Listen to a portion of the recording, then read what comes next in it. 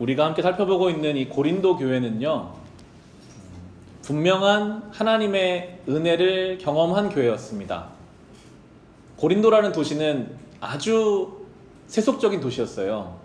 성적으로 문란하고 물질이 중심이 되고, 그 거대한 세속적인 흐름 속에서 그래도 교회로 모인 성도들, 세상의 가치보다 나는 예수의 십자가를 믿는다, 예수의 복음이 나의 생명이다, 이런 것들로 모여있는 그 사람들은 하나님의 은혜가 아니고서는 그 고린도에서 예수를 믿는다는 것은 불가능한 일이었거든요. 그들이 교회로 모였다는 것만으로도 하나님의 은혜가 그들 가운데 있었음을 우리는 알 수 있습니다. 이 시대가 비슷한 것 같아요. 이 시대는 참 예수 믿기 쉽지 않은 시대입니다. 만약 여러분이 정말 진지하게 이 성경 말씀대로 살려고 노력하신다면, 정말 예수님을 닮아가기 위해서 진지한 삶의 태도를 가지고 살아가신다면 아마 하루에도 여러 번 무엇인가에 걸리게 될 겁니다. 세상은요, 그렇게 살려고 하는 성도들을 그냥 둘 수가 없어요. 반대로 가야 되거든요. 그럼에도 우리가 이 주일 이 시간에 성전에 와서 예배를 드리려고 내 시간을 내고 내 의지를 들여서 와서 앉아있다는 것이, 그것이 하나님의 은혜가 나에게 있다는 또 다른 증거가 됨을 생각하게 됩니다. 은혜를 받았는데, 하나님의 은혜가 함께 있는데, 이 고린도 교회는 여전히 주님 앞에 거룩하지 못한 모습들이 있었어요. 같이 공존해요. 분명히 하나님의 은혜가 우리의 삶에 있는데요, 그런데 여전히 우리의 삶에는 주님 원치 않는 모습들이 남아있어요. 그것이 고린도 교회의 모습이고, 또한 우리의 모습, 나의 모습이 될 때가 있습니다. 지난주 살펴본 고린도전서 5장에서는 고린도 교회에 있었던 음행의 문제가 있었고요. 오늘 살펴볼 6장에서는 성도와 성도 간에 다툼이 생겨서 고소했습니다. 송사, 세상 법정으로 나아가는 문제가 지금 6장에 나오고 있는데, 6장 1절을 한번 보실까요? 바울이 안타까운 마음으로 지금 고린도 교회를 향해서 이야기합니다. 6장 1절에 여러분 가운데서 어떤 사람이 다른 사람과 소송할 일이 있을 경우에 성도들 앞에서 해결하려 하지 않고 불의한 자들 앞에 가서 재판을 받으려 한다고 하니 그럴 수 있습니까? 그럴 수 없다는 거예요. 왜 교회 안에 있는 문제를 세상 법정에 가서 다투려고 하는가? 바울이 세상 법정을 아예 무시하는 사람이 아니었거든요. 사도행전을 보면 바울은 로마 황제에게 상소했어요. 세상 법정에 대해서 분명히 인정하고 그것을 사용해서 로마로 가는 일들. 그런데 왜 바울은 오늘 교회 안에 있는 문제는 세상 법정으로 가지고 가면 안 된다라고 이야기하고 있을까요? 이어지는 2절과 3절이 그에 대한 답이 될 수 있는데요. 2절 3절을 보시면 성도들이 세상을 심판하리라는 것을 여러분은 알지 못합니까? 세상이 여러분에게 심판을 받겠거늘 여러분이 아주 작은 사건 하나를 심판할 자격이 없겠습니까? 우리가 천사들도 심판하리라는 것을 알지 못합니까? 그러한데 하물며 이 세상 일이야 말할 나위가 있겠습니까? 라고 하면서요, 성도의 위치를 자각하라고 해요. 성도는 세상에 심판받는 존재가 아니라 오히려 세상을 심판해야 하는 사람들이다. 성도는 천사들까지도 심판할 권세를 예수 그리스도가 주셨다. 마태복음 19장 28절에 예수님이 같은 말씀을 하셨어요. 예수께서 그들에게 말씀하셨다. 내가 진정으로 너희에게 말한다. 새 세상에서 인자가 자기 영광스러운 보좌에 앉을 때에 나를 따라온 너희도 12보좌에 앉아서 이스라엘 12지파를 심판할 것이다 라고 예수님 말씀하셨어요. 예수님을 따라오는 사람들, 성도들은 그 주님이 심판하실 때에 같이 주님과 함께 보좌에 앉아서 이 세상을 심판할 존재들이지, 지금 이 교회 안에 있는 사소한 다툼과 문제를 가지고 믿지 않는 자들 앞에 가서 누가 옳은지를 판단해 달라라고 말하는 존재가 아니라고 지금 바울은 우리에게 이야기합니다. 성도는 영광스럽고 거룩한 존재다. 천사들까지도 심판할 수 있는 존재다. 그것을 알아야 한다라고 이야기해요. 여러분, 성도는요, 때로는 무거운 책임으로 부르시는 자리이기도 합니다. 우리 밖에는요, 이 예수의 복음을 소유한 존재가 없거든요. 하나님이 정하셨어요. 예수님이 승천하시고 다시 오실 그때까지 이 복음을 전할 수 있는 유일한 통로가 성도예요. 우리 한 사람 한 사람을 통해서, 우리 안에 있는 복음을 통해서 주님의 나라를 확장시키시겠다고 정하셨어요. 우리가 안 하면 아무도 할 사람이 없습니다. 그런 존재가 우리인데, 그런 존재가 성도이고 교회인데 왜 교회 안에 있는 그 문제들을 사랑과 조정함으로, 이해함으로 다루지 못하고 세상으로 나가고 있냐? 바울은 그렇게 이야기합니다. 오늘 본문을 그냥 묵상하다 보면 그런 생각이 듭니다. 그래도 나는 교회 안에서 같은 교우와 세상 법정에 가지는 않을 것 같은데 나와는 큰 상관이 없는 말씀이겠구나. 우리에게 법정에 간다는 것은 일상적인 문제는 아니니까요. 나와는 조금 거리가 있는 말씀인가 보다 생각해 볼 수도 있을 텐데요. 실은 그렇지 않습니다. 우리는요, 하루에도 여러 번 우리의 마음속에 재판을 열어서요, 거기에 누군가를 세워요. 가장 가까운 나의 배우자나 나의 부모, 심지어 나의 자녀까지 재판을 내가 열어서 거기에 세웁니다. 그리고 내 기준, 세상으로부터 얻은 기준, 내 생각으로 그때부터 재판합니다. 너는 이래서 유죄, 너는 이래서 안 되고 비판받을 만하고 너는 왜 그러냐? 적극적으로 그것을 드러내는 경우가 있기도 하고요. 겉으로는 전혀 표시하지 않으면서 속으로 수없이 수많은 사람들을 내가 재판을 열어서 소송하고 따져보고 비판하는 일들이 우리 안에서 일어나기도 합니다. 오늘 바울은 그것을 이야기하고 있죠. 바울이 5절에 그래서 그러한 성도들을 향해서 이렇게 말해요. 5절을 보시면 나는 여러분을 부끄럽게 하려고 이 말을 합니다 라고 하고 있어요. 만약 그렇다면 우리가 하나님께로부터 받은 은혜가 있고 우리를 그렇게 영광스럽게 부르셨음에도 불구하고 여전히 내가 옳다, 너는 틀리다. 지금 고린도 교회는 그 문제거든요. 내가 맞고 네가 틀리다. 이게 인정을 안 해주니까요, 계속 나가는 거예요. 법정까지 갔어요. 거기 가서라도 내가 옳은 것을 어떻게든 인정받고 싶고 대신에 당신이 틀린 것을 다른 사람들 앞에 밝혀야만 속이 시원하겠거든요. 바울은 말하죠. 정말 그렇다면 부끄러워하십시오. 지금 당신을, 우리 그 고린도 교회를 부끄럽게 하려고 내가 이 말을 하고 있습니다 라고 이야기를 하는 것입니다. 교회 안에 도대체 이 2000년 전에 고린도 교회 안에 어떤 문제가 있었을까요? 성경에 안 나오거든요. 교회에서 고린도 교회가 모여서 하는 일은요, 같이 식사하는 것, 예배 드리는 것, 이런 것밖에 없어요. 교회 안에서 엄청난 중차대한 문제가 일어나서 갈등이 일어났을까요? 교회 안에 일어나는 문제는요, 아주 작은 것들로부터 시작될 때가 많습니다.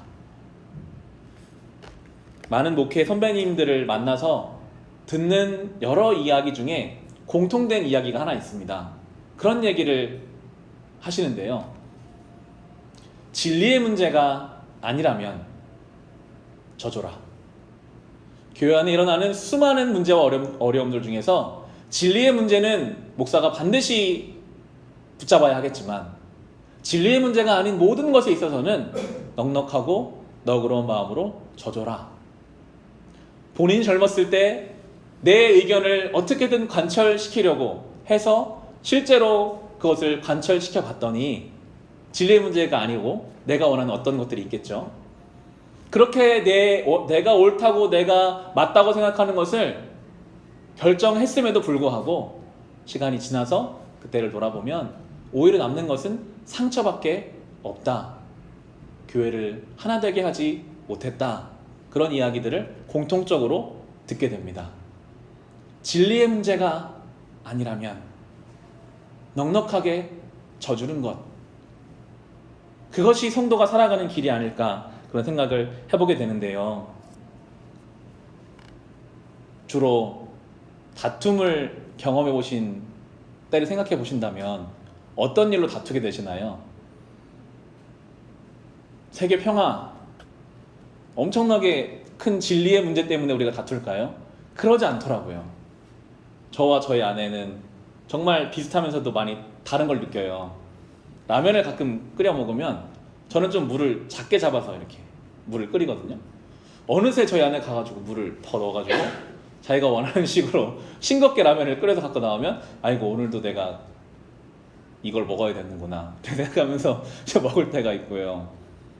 양말을 벗으면 그냥 바로 세탁기에 넣으면 정말 편하고 좋을 것 같은데 그냥 벗어놓을 때 있을 때마다 아 우리 집에는 뱀이 사는가 보네 이렇게 생각하면서 할 때가 있고요. 사소한 문제잖아요. 치약을 짜도 열심히 밑에서부터 밀어놨으면 갑자기 가운데를 쫙 짜버리면 이게 다시 해야 되는 아주 사소한 문제, 우리가 웃음을 짓는 그러한 문제가요, 웃으면 될 것 같고 별거 아닌 것 같지만요, 그 문제가 어느새 나의 문제가 됩니다. 한 번 내가 얘기했는데 안 들어주잖아요. 그 다음부터는 이 사람이 나를 무시하네. 그것이 어떤 관계는 그렇게 커지기 시작해요. 이제 그 문제의 옳고 그름은 두 번째예요. 내가 무시당하는 것, 내가 인정받는 것이 중요해지면 그때부터 싸움이 커집니다. 왜 고린도 교회가 바울파 아볼로파 나눠졌을까요? 나예요. 왜 나 인정 안 해주냐? 나를 무시하냐? 하나님도 예수님도 말씀도 없어요. 내가 인정받기 위해서 나 바울 선생과 가까운 사람인데 왜 나를 무시하냐? 나 아볼로 선생과 가까운 사람 왜 나를 무시하냐? 이런 일들이 교회 안에 일어나기 시작한 거예요. 그렇게 되면요, 뭐가 옳고 뭐가 그른지도 다 없어져 버립니다. 오직 내가 인정받고 싶고 내가 옳음을 아는 사람들 앞에서 나타내고 싶어서 교회가 둘로 나눠지든 하나님 말씀이 없어지든 이런 것들에 상관하지 않게 되는 것이죠. 저 교회 안에서 그런 일들을 여러 번 봤습니다. 전에 들은 이야기, 불과 몇 달 전에도 그런 일들이 있었대요. 목사님 파 한 무리가 교회 안에 있고요, 목사님을 반대하는 어느 장로님의 무리가 한 교회에 있는 거예요. 더 이상 두 무리가 같이 예배 드릴 수 없어서 목사님과 함께 있는 성도들은 본당에서 예배를 드리고 장로님과 함께 성도들은 1층 교육관에서 예배를 드리는 거예요. 내가 인정받기 전까지 이 교회를 못 떠난다. 우리가 옳다는 것을 알려야겠다. 세상 사람들이 손가락질 하는 거 안 중요합니다. 아무것도 중요하지 않아요. 오직 내가 옳다고 생각하는 그것이 관철되어야만, 그래야만 직성이 풀리는, 지금 고린도 교회는 그랬기 때문에 세상 법정까지 가게 된 것이죠. 사소한 문제에서 시작된 갈등이 나의 문제로 연결돼서 그것이 꼭 교회의 문제일까요? 우리의 가정에도 충분히 일어날 수 있는 문제입니다. 우리 일상에서도 충분히 일어날 수 있는 문제예요. 그러한 교회를 향해 바울은 지금 7절을 보시면 그렇게 말해요. 여러분이 서로 소송을 제기하는 것부터가 벌써 여러분의 실패를 뜻합니다. 왜 차라리 불의를 당해주지 못합니까? 왜 차라리 속아주지 못합니까? 라고 이야기해요. 누가 옳고 누가 그르고 이거를 따지려고 하는 그것부터가 이미 진 것이다. 누가 옳은 것을 알면 그것이 뭐가 중요하겠는가? 바울이 말해요. 차라리 불의를 당하지 그랬냐? 차라리 속아주지 그랬냐? 그게 더 주님이 기뻐하시는 일이다 라고 바울은 말하고 있습니다. 예수님이 그렇게 말씀하셨거든요. 내가 너희를 사랑한 것 같이 너희도 서로 사랑하라. 그러면서 요한복음 13장 35절에 너희가 서로 사랑하면 모든 사람이 그것으로써 너희가 내 제자인 줄을 알게 될 것이다 라고 하셨어요. 내가 옳은 것을 수단과 방법을 가리지 않고 밝혀내야 예수의 제자가 된다라는 말은 전혀 없습니다. 주님이 우리를 사랑하신 것 같이 우리가 사랑할 때, 우리가 정말 그렇게 사랑할 때, 그때 많은 사람들이 저 사람이 예수의 제자구나 라는 것을 알게 될 거라고 우리에게 말씀하고 계십니다. 지난주 한 주간 동안 새벽마다 잠언 말씀을 이제 묵상하는데요, 잠언 말씀이 너무 귀하더라고요. 한 구절 한 구절을 묵상하면서 참 주님이 우리에게 좋은 교사시다, 때로는 우리에게 참 좋은 선생님이시다라는 생각이 들 만큼 좋은 교훈의 말씀들을 잠언을 통해 들었는데, 그 중에서 잠언 19장 11절이 노하기를 더디하는 것은 사람의 슬기요 허물을 덮어주는 것은 그의 영광이다, 이 말씀이요 마음에 남더라고요. 다시 한번 읽어드릴게요. 노하기를 더디하는 것은 사람의 슬기요 허물을 덮어주는 것은 그의 영광이다. 참으라는 얘기거든요. 우리는 계속 참는 것을 생각하면 답답합니다. 내가 아무리 예수를 믿어도 바보같이 참아도 되는 건가? 바보같이 느껴지기도 하고요. 답답하고 적극적이지 못한 사람이라고 생각이 들기도 하는데요, 오늘 성경은요, 허물을 덮어주는 것이 영광이다, 그렇게 말해요.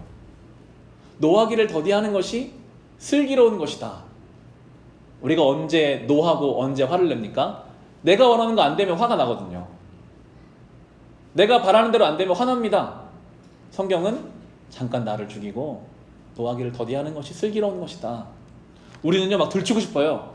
허물을 들추고 싶고 덮어주기 싫어요. 그런데 덮어주는 것이 영광이다 라고 말합니다. 예수님이 그러셨거든요. 십자가에 못 박히실 때 예수님을 못 박는 로마 군사들을 위해서 기도하셨습니다. 주님, 저들을 용서하십시오. 저들이 하는 일을 알지 못합니다. 덮어주셨어요. 예수님이 그렇게 3년 동안 함께 먹이고 재우고 가르치셨는데 막상 예수님 십자가에 달리실 때 다 도망갔던 제자들, 부활하신 주님이 찾아가세요. 저 같으면 차라리 몇 날 몇 시에 어디를 모여라 그렇게 했을 것 같아요. 주님이 찾아가세요. 너희가 나를 사랑하냐? 다시 시작하자. 예수님이 덮어주시는 것으로 영광을 받으셨어요.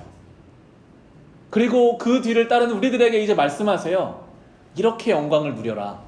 덮어주는 것으로. 들칠 수 있죠. 화낼 수 있습니다. 그런데 그런 방식 말고 예수 그리스도 가신 것처럼 덮어주는 것으로 그것이 영광스러움을 경험하라고 오늘 우리를 부르고 계십니다. 7절에 나오는 이 말씀이 있죠. 차라리 불의를 당하는 것이 낫지 않겠습니까? 차라리 속아주는 것이 낫지 않았겠습니까? 라고 우리에게 이야기합니다. 그런데 고린도 교회는 전혀 그러지를 못했죠. 8절부터 보시면 그런데 라고 나옵니다. 이렇게까지 말했지만 고린도 교회는 그러지 못했습니다. 8절에 그런데 도리어 여러분 자신이 불의를 행하고 속여 빼앗고 있으며 그것도 신도들에게 그런 짓을 하고 있습니다. 9절부터 보시면 불의의 내용이 쭉 나와요. 불의한 사람들은 하나님 나라를 상속받지 못하리라는 것을 알지 못합니까? 착각하지 마십시오. 음행을 하는 사람들이나 우상을 숭배하는 사람들이나 간음을 하는 사람들이나 여성 노릇을 하는 사람들이나 동성애를 하는 사람들이나 도둑질하는 사람들이나 탐욕을 부리는 사람들이나 술 취하는 사람들이나 남을 중상하는 사람들이나 남의 것을 약탈하는 사람들은 하나님 나라를 상속받지 못할 것입니다. 여러분 가운데 이런 사람들이 더러 있었습니다. 그러나 여러분은 주 예수 그리스도의 이름과 우리 하나님의 성령으로 씻겨지고 거룩하게 되고 의롭게 되었습니다. 라고 나오고 있습니다. 불의한 내용을 쭉 나열하면서요, 바울이 말해요. 착각하지 마십시오. 나도 당신들도 이러한 불의한 자여서 하나님 나라와는 전혀 관계없는 인생이었는데 예수 그리스도와 하나님의 성령이 우리를 씻겨주셨기 때문에 이제 우리가 하나님 나라에 들어간 것이지, 마치 처음부터 의로웠던 것처럼, 처음부터 깨끗했던 것처럼 자기를 생각하고, 그렇지 않은 사람들을 끊임없이 비난하고 비판할 때 착각하지 마십시오. 우리가 의로워서 이렇게 된 것이 아니라 하나님의 은혜이고, 그 은혜를 받은 자답게 살아가라 라고 오늘 이야기하고 있습니다. 오늘 설교의 제목을 성도로 살아간다는 것이라고 정해봤습니다. 중요한 질문인 것 같아요. 성도로 살아간다는 것이 무엇일까요? 교회 와서 앉아있다 가는 것이 성도로 살아가는 것이 아님을 우리는 이미 알고 있습니다.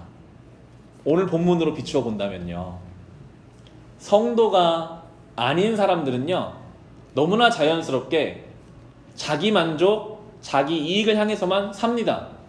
그게 최고니까요. 성도라면 그러한 삶과는 조금 다르게 사는 존재가 되는 것이겠죠.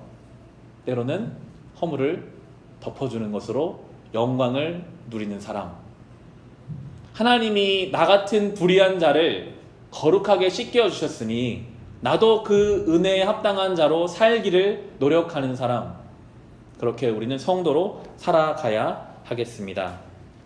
차라리 당해주고 차라리 속아주는 것이 하나님 나라를 이루는 것이다 라고 동의하며 그 길을 걸어가는 것이 성도의 삶이 될 수 있겠습니다. 거룩이라는 것은 거창하고 대단한 것은 아닐 것입니다. 우리의 말 한마디, 우리의 생각 하나, 삶의 태도 하나를 이제 주님이 원하시는 방향으로 조금씩 바꿔가는 것, 가족을 대하는 것, 일상을 살아가는 그 자리에서 거룩한 성도로 그렇게 살아가셔서 우리가 예수의 제자인 것을 많은 사람들이 알게 할 수 있는 저와 여러분의 삶이 될 수 있기를 주님의 이름으로 축원합니다.